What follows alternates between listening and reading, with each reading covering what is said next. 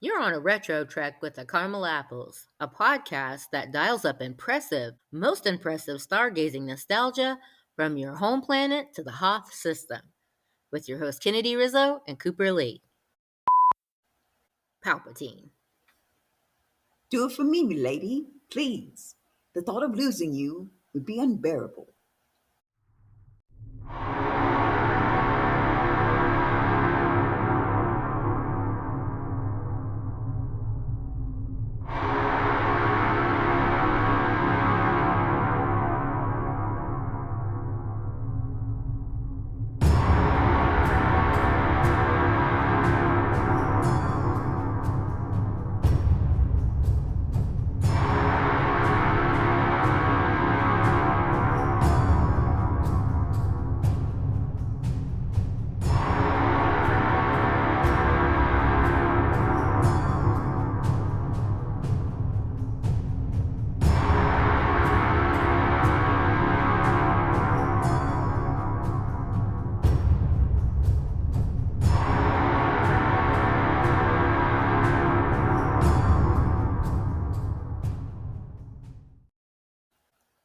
Hello, Orchard Archivers, and thank you again for joining us for our Star Wars with a Caramel Twist Prequels of Destiny series.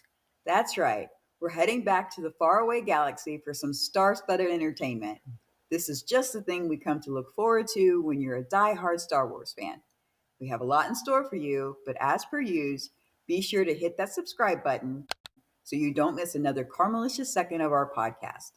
Also, be sure to visit us on YouTube, the Gram, X, and TikTok. Feel free to peruse our official website, RetroTrekwithTheCaramelApples.com, for all the latest and greatest updates going down in the Retro Orchard. Something great going down is the re-release of Revenge of the Sith.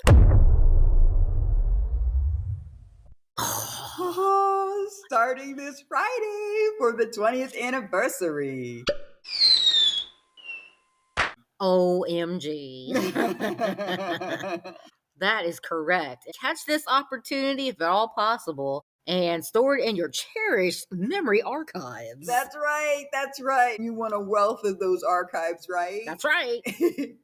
It'll never be the 20th anniversary again. That's right. This is momentous. It really is. Feel free to hit us up and let us know about your experience.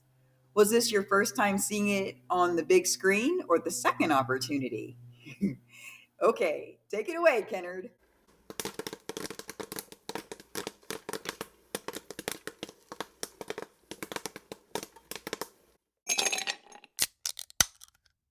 Thought you'd never ask. All right. In this week's episode, we're back on Coruscant, and the year is 22 BBY. Everyone is 10 years older, and the galactic issues are 10 years heavier. Oh, and then some. The Galactic War is just a blaster's hair trigger away. As you mentioned, we're flying into Coruscant, and it's looking much more like Cloud City at this point. Oh my. The fog is thick, and it's metaphorical in a way. It would be interesting to know if George was showing in an illustrative way the mood engulfing everyone. That would be interesting, yes. Mm-hmm. Once again, Amidala finds herself in the middle of an assassination attempt, and the opening quote we recited was made by none other than Supreme Chancellor Palpatine. Oh boy, he was schmoozing still. Some people. I know. He's definitely good at schmoozing and convincing people that he has Senator Amidala's best interest at heart. As the secret Sith Lord, he keeps the Jedi close and uses them for the means he is truly after. More on that, so stay tuned. Yeah, and it's hard to believe that Attack of the Clones actually came out in the year 2002. That sounds so far away now. It really does. Goodness. We were 2 years into the 2000s, and the Star Wars franchise was amassing more and more fans. Remember that. With the release of Episode 2 following so closely to The Phantom Menace, we certainly were at rapt attention and excited for more action speeders and the developing story between Anakin and Padme.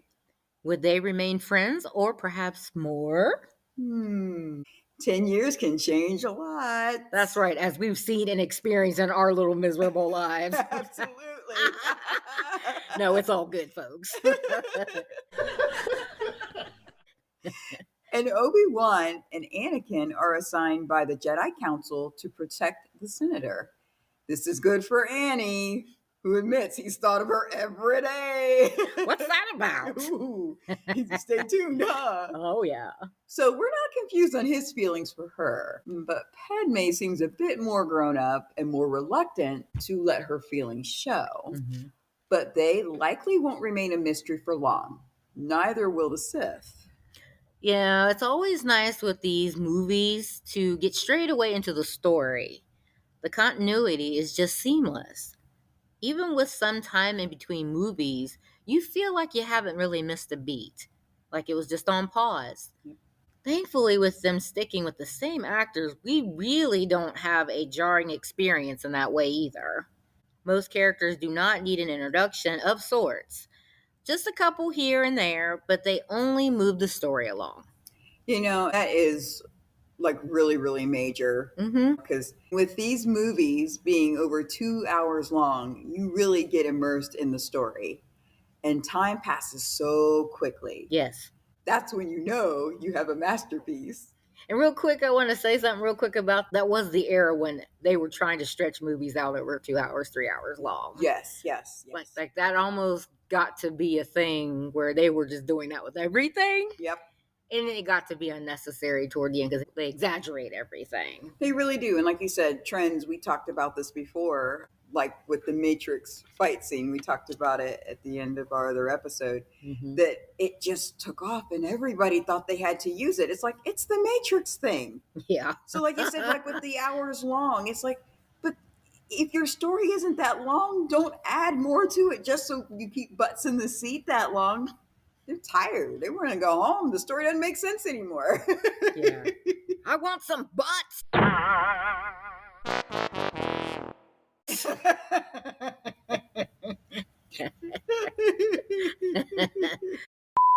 So yeah, and the massive fandom is a dead giveaway as well. So yeah.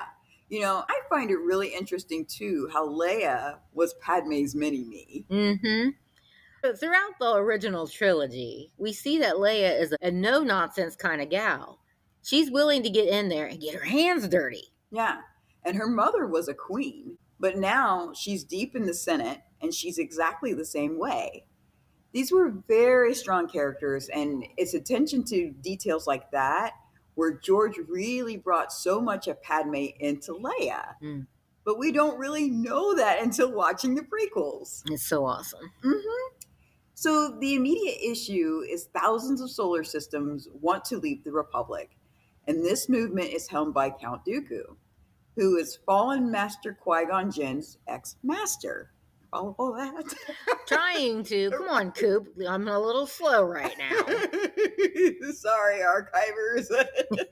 That's right. You owe him apology. That's right. You know, he used to be a Jedi. This is wreaking havoc for the small number of Jedi Knights that try to keep everything status quo through the galaxy. That's very reminiscent on why the Jedi were dispatched for the trade negotiations in The Phantom Menace. Yes, and Padme is working hard for a vote to kind of help give relief to the stretched thin Jedi by creating an army of the Republic. Mm-hmm. So Padme and Anakin meet again. As we mentioned, 19-year-old Annie is completely head over heels for her and is devoted to her safety. Although he's physically taller in stature and is older, his emotions seem to get the best of him, especially in regards to his master Obi-Wan. He wants his approval, but at the same time, he wants Obi to see his abilities for what they are and not stifle him. Oh, tale as old as time, right? Oh, 100%. Trying to wrangle these young ones sometimes, you know, they want to really exert their experience and their power or whatever. And as an older person, you're like, you've got so much to learn. Yeah. You don't have a clue. We see this all around us current times. Oh my God. It's terrible. And that plays out many, many times throughout this movie when they are together. And it leads to a breakdown between the two of them, which is sad. And side glances between others who witness it. After the second attempt to Senator Amidala's life, the Council and Supreme Chancellor order her to go back to Naboo until they can discover who is behind the plot. Zam Wesell, an assassin, speaks of a rumored bounty hunter that must be caught and interrogated. That's right. Anakin receives his dream job to protect and escort Padme back home. This is his first assignment alone. I'm ready for the trials. Well, the council is confident with this decision, but there is one who is even more pleased with the divergence of Master Obi-Wan and his young apprentice Anakin. Okay, so the cover art to this movie comes into sharp focus with what we've just discussed. Oh, I love this. Imagine a much older Annie with Padme in his arms just below him to the left, Obi-Wan just lower right of Anakin, and Mace Windu, Yoda, Jango Fett, and our favorite droids below them. This artwork is also by Drew Struzan, and it's a beautiful scene. So beautiful that some have it framed and mounted on their walls. Oh, I can see why, right? Yeah. It's the picture come to life, isn't it? Oh, totally. I so love the attention to detail. Oh, 100%. And back to this situation between Obi-Wan and Anakin, surely every parent out there can sympathize with him. Anakin himself already admitted he's like a father to him, and Obi-Wan is right to be nervous about him striking out on his own. He has so much power within him, but doesn't know how to wield it yet. That's correct, Cooper. During the chase scene, he's not afraid and takes initiative, but he's also impulsive and reckless and manages to lose his lightsaber. Oh!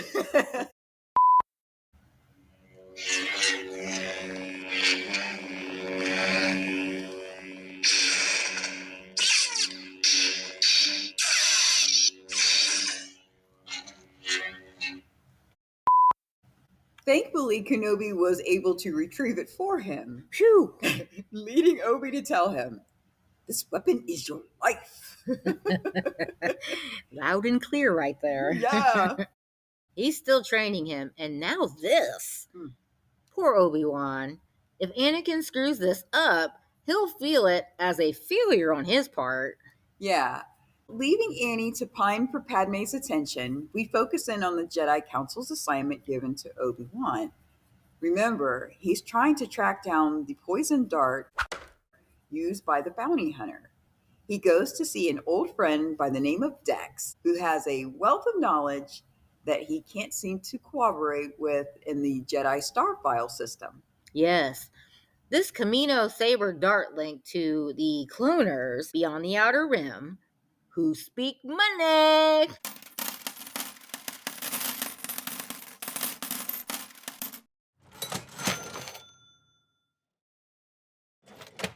Money, money, money. Yes, it's usually what comes to fare, right? And that's always something to be leery of, right? That means we're friendly to the highest bidder. Correct. And you may come in a dead last. For obvious reasons, this has been erased by Palpatine, who's still working his evil scheme from all sides at this point. I like how even though we're in space, there are very recognizable places like the Dex Diner. Can I get a cup of Java juice?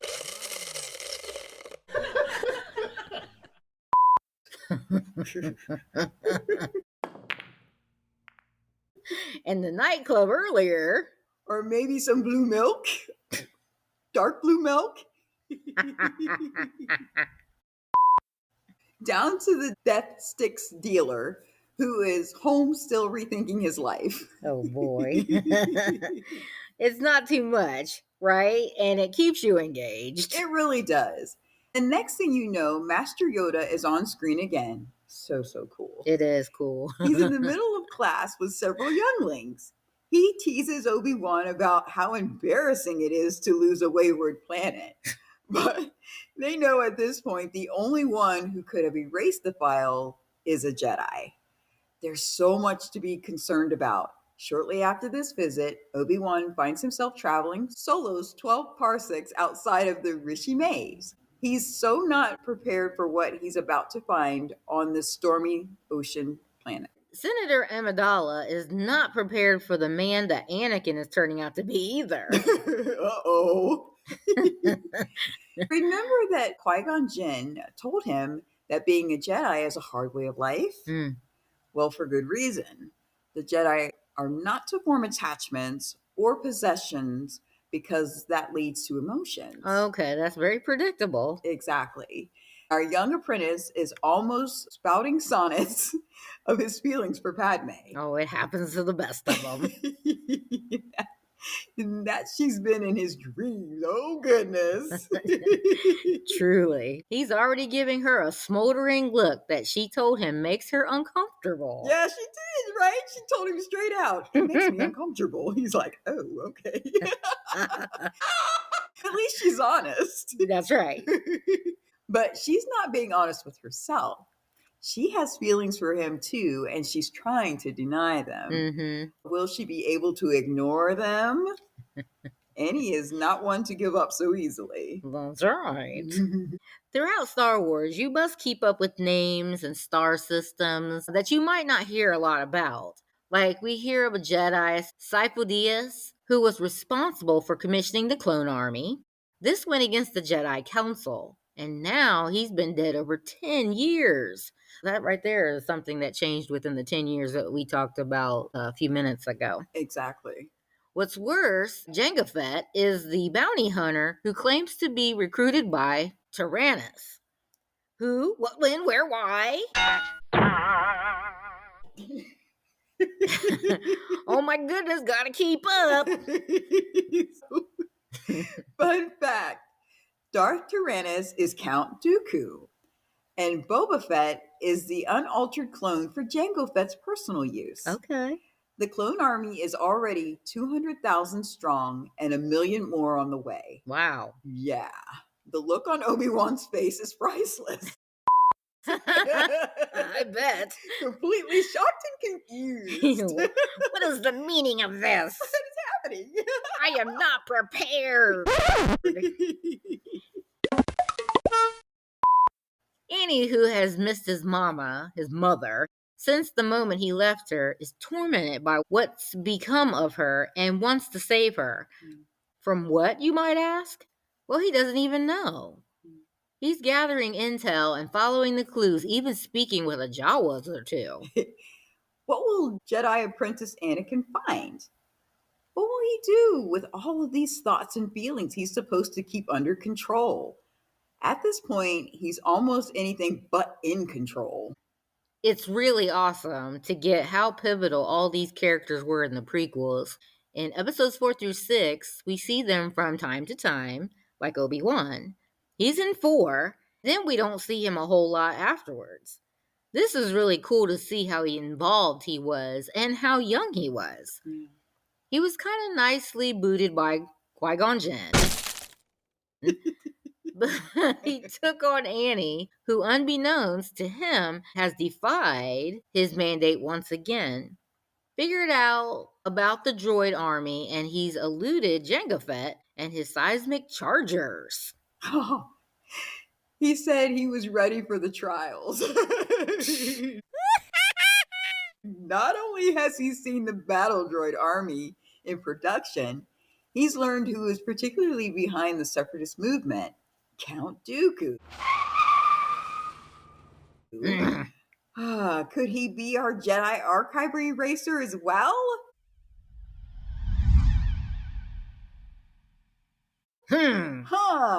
Very suspicious. We'll get into him a bit later, but for now, it's just good to know that Jedi do fall. Wow. Yeah. Anakin's emotional pot runneth over when his mother's last words, were give him approval and love, but ultimately ratchet him up even more. Keep in mind, it's been 10 years since he has seen his mama. Yeah. So Shmi says, Anakin, I'm here, Mom. You're safe. Annie, well, you look so handsome. My son, my grown up son. I'm so proud of you. I missed you. Now I'm complete. I love. Uh, Stay with me, Mom. Everything. Oh, he trails off because he knows everything is definitely not going to be all right. Probably never again. That goes into effect immediately for the Tusken Raiders, all of them. Even though Annie and Padme are on Tatooine. What in the blazes is he doing there? Good question. R2 does his best to clear up Obi-Wan's message, but this is truly a sad day for Skywalker. And Padme can tell that Annie is drifting further and further into darkness. When someone starts talking about being the most powerful Jedi ever, let's just say that's the red flags to be looking for. Oh, yeah. Poor Annie in his misdirected anger keeps landing at Obi-Wan's doorstep. He's only ever tried to care for her and train Anakin.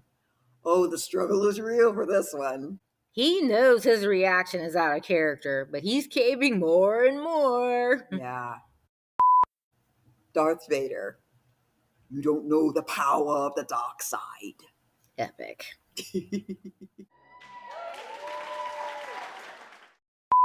Back on Coruscant, the Supreme Chancellor Palpatine / Darth Sidious has just been voted to receive emergency power. In Padme's absence, Jar Jar has been bamboozled. So close to Palpatine, what a dreadful mistake for everyone. Windu and Yoda know this so-called reluctance to take power speaks to their growing concern of the Sith. Yoda heads to Kamino, and Windu and other Jedi head to Geonosis to rescue Obi-Wan. Our star couple also heads to Geonosis. First to arrive, they march headlong into Obi-Wan's predicament, leaving 3PO and R2 on board their ship.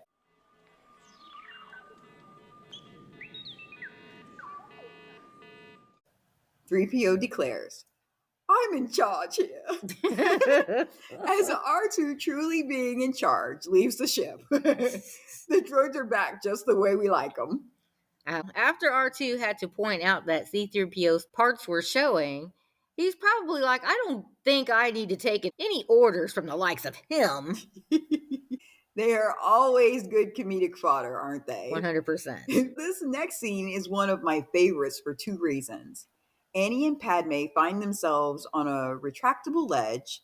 This kind of reminds me of the scene with Luke and Leia when they are trapped taking on fire on the Death Star in their rescue attempt.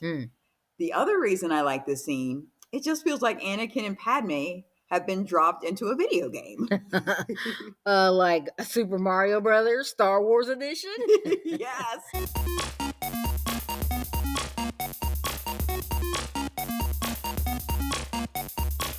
Totally King Koopa's Leia. Oh my God. Meanwhile, the Viceroy is all too giddy with excitement. But the games are about to begin, and the prize is your life, if they last that long. Anakin's got a bad feeling about this. Meanwhile, the Viceroy is all too giddy with excitement, thinking he's about to achieve his aim, disposing of Padme, until it looks like our two Jedi and one bad Mamma Jamma, Amidala, are certainly looking to gain victory over the creatures. Then the Jedi party crashers arrive. Uh-oh. Yes. Blue, green, purple.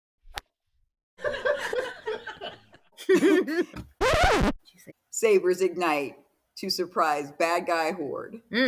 Not only did they come to crash the party, they plan to enforce no one leaves alive. What is the objective of this gathering? Maybe we should leave. Right? Yeah, they are vastly outnumbered until Yoda arrives with the Great Clone Army, which at the moment looked to be much needed. They are compliant and following orders. It's just the smart detail of whose Order 66 ring any bells? The major chase scene, Obi, Annie, Padme in pursuit of Dooku. He's certainly leading them somewhere. Before we get there, Padme loses her balance and falls from the ship.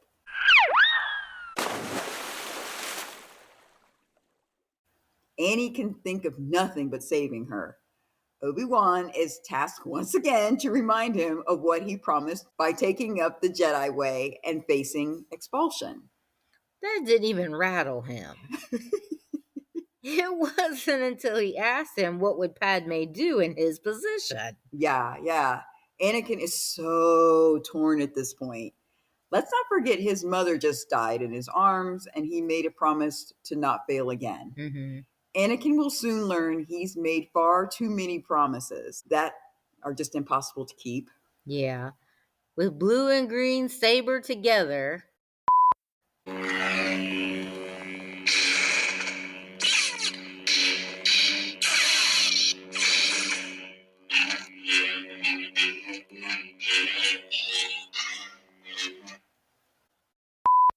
They battle against Dooku, temporarily rendering Anakin useless. He takes on Kenobi, taunting him. Dooku manages to swing and cut Obi down. Just before Dooku can deliver the death blow, Anakin steps in and battles. This is quite an awesome scene for several reasons. One of which, he's still a Jedi and he's coming to his father figure's aid.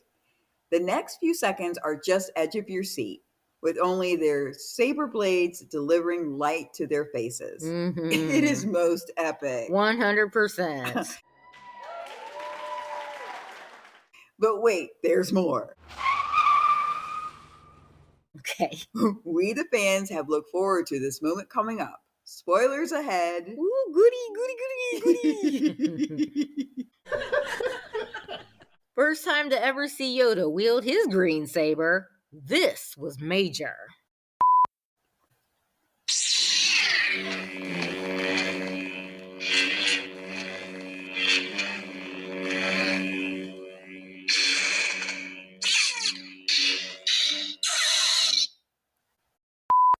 Cliffhanger. Sith secret plan lining up. Imperial clones in the capital. Blushing bride in Naboo. Oh, indeed, the Clone Wars begun. They have. Join us again as we see just how thick the Shroud of the Darkness can be. On that note, run, don't walk to the theater to settle in for episode 3 on the big silver screen. Yay!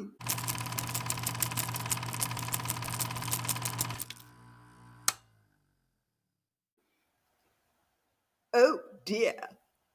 That's it for this week's Orchard Trek Retro. Rest assured, we're just getting started. Need a podcast to listen to on the way to Tashi's station to pick up power converters? Maybe one not fluid in bocce? Plug into the Retro Orchard as Kennedy and Cooper share more retro goodness in our Star Wars with a Caramel Twist Prequels of Destiny series.